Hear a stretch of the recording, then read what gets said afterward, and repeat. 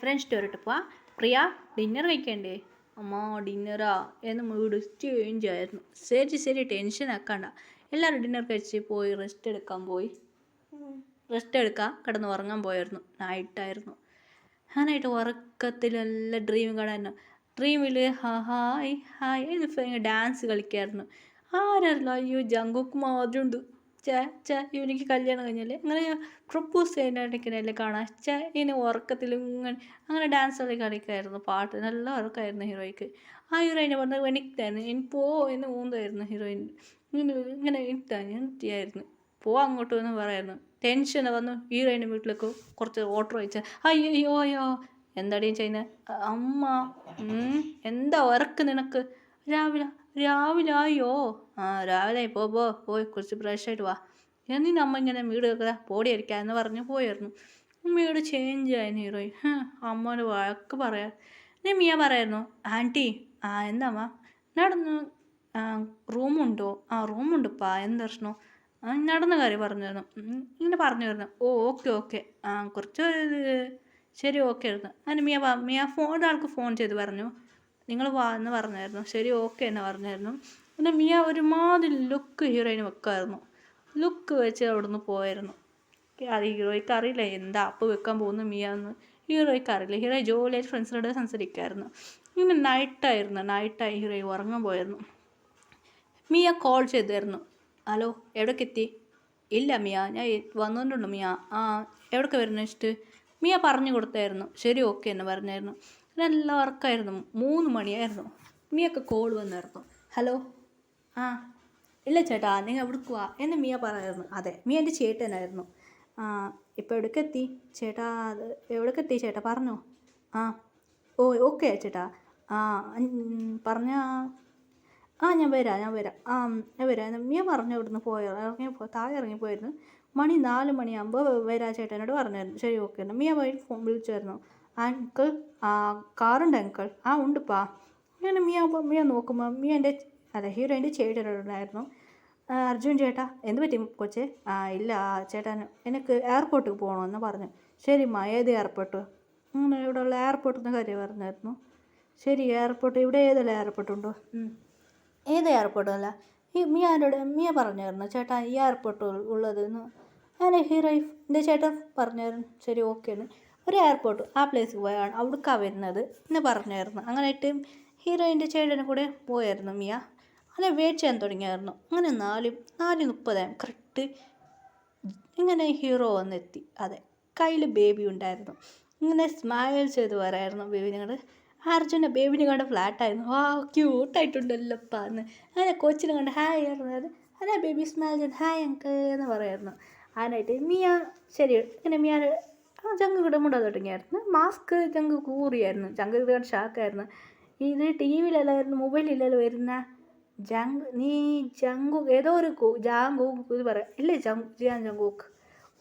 ആ ടി വിയിൽ മൊബൈലില്ല വരുന്ന അയാളാണോ? സ്മൈൽ ചെയ്ത ജങ്കോക്ക്. മിയ പറഞ്ഞ എൻ്റെ ചേട്ടനാ. നിന്റെ ചേട്ടനാണോ? ഏതോ പാട്ട് വിടുന്ന ഇല്ല സിംഗറാണ് കേപ്പ പാട. എനിക്ക് മൂടെ അറിയില്ല എന്ന് പറയരുത്. ഹീറോയിൻ്റെ ചേട്ടൻ കോമഡി കാട്ടായിരുന്നു. അങ്ങനെ ഇവൻ ഡ്രൈവ് ചെയ്ത് വരുന്നത്. ഹീറോയിൻ നല്ല വർക്കായിരുന്നു. അങ്ങനെ ആയിട്ട് റൂം കാട്ടിയായിരുന്നു. ഇങ്ങനെ അകത്ത് വന്ന് എല്ലാം സ്മൈൽ ചെയ്തായിരുന്നു.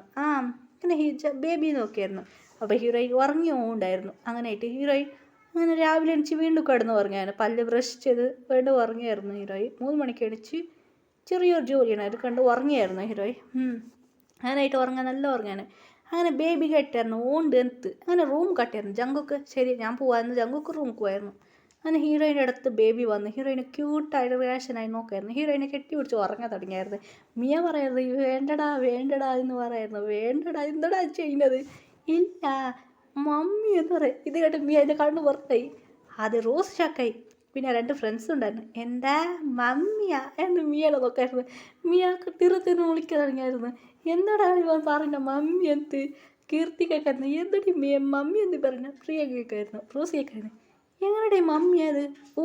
അപ്പോൾ ഞങ്ങൾക്കൊരു വൈഫാ? ഇല്ല മച്ചി എന്തടി ഇതുള്ള കൊച്ചക്ക് എത്ര വയസ്സായടി? ഇല്ല മച്ചി 3 വയസ്സ് കഴിഞ്ഞപ്പോൾ 4 വയസ്സ് പിടിക്കാൻ പോവാ എന്ന് മിയ പറയുന്നു. എടി ഇവൾക്ക് 18 വയസ്സ് ഇപ്പം നടക്കാൻ വന്നു, അത്ര വലിയ ബേബി ഇങ്ങനെ വന്നതെന്ന് പറയായിരുന്നു.